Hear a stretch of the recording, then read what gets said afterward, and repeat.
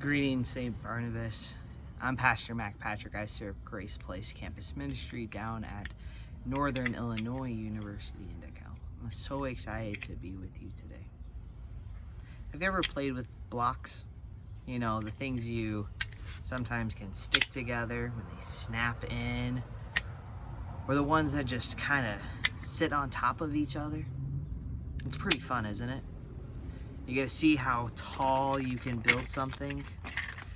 You can see if you can build a castle or a spaceship or whatever your imagination can hold. But they're also kind of difficult sometimes. Sometimes you are so far into building that the next thing you know is it topples over. The whole thing, all of your hard work topples without even a second chance of fixing it. Now, I don't think I have the right blocks with me today to show you what I'm talking about. But just imagine this tower. What would happen if we built this tower on a smaller piece?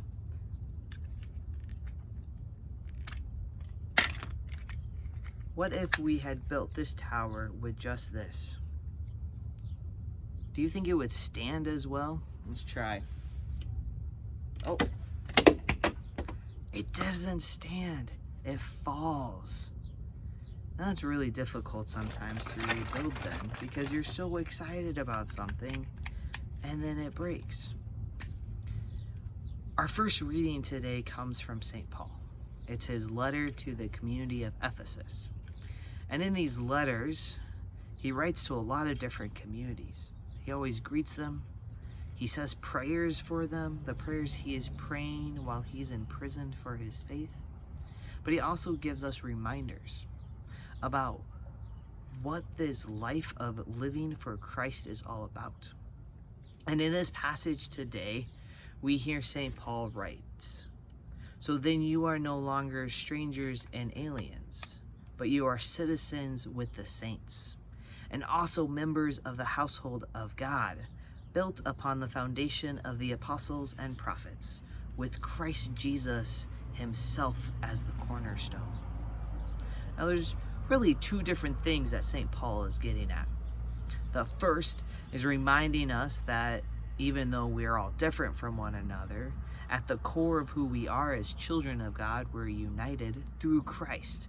Because Christ died on the cross and rose again, we're united with those strangers, those neighbors.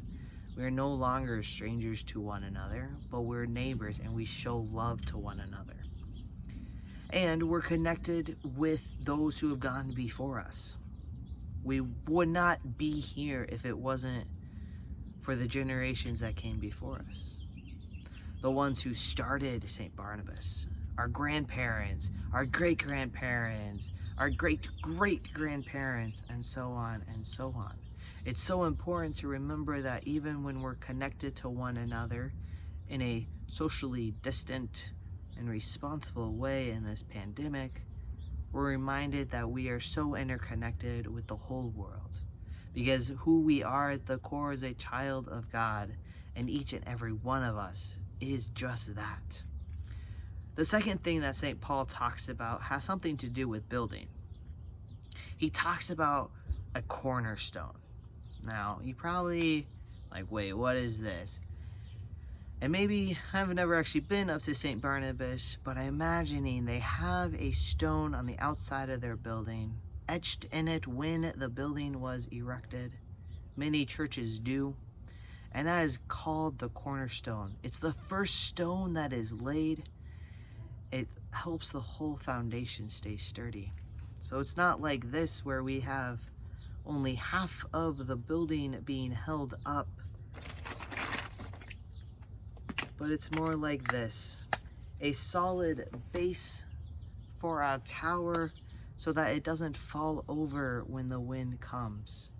And in our lives, Christ serves as that cornerstone for us. And each of the other bricks that builds us up are the apostles and prophets in our lives. It's the pastors, the teachers, those who care for us, those who share God's news with us. And when we rely on that cornerstone, it's hard to be shaken.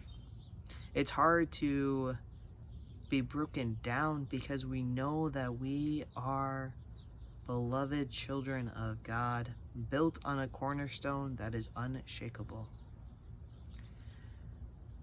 This week, I encourage you to go out and to think about how we're all interconnected, how we're all connected to the great cloud of witness, and how at the core we are built upon the cornerstone of Christ Jesus himself, and how that will carry you through. Have a great week, St. Barnabas.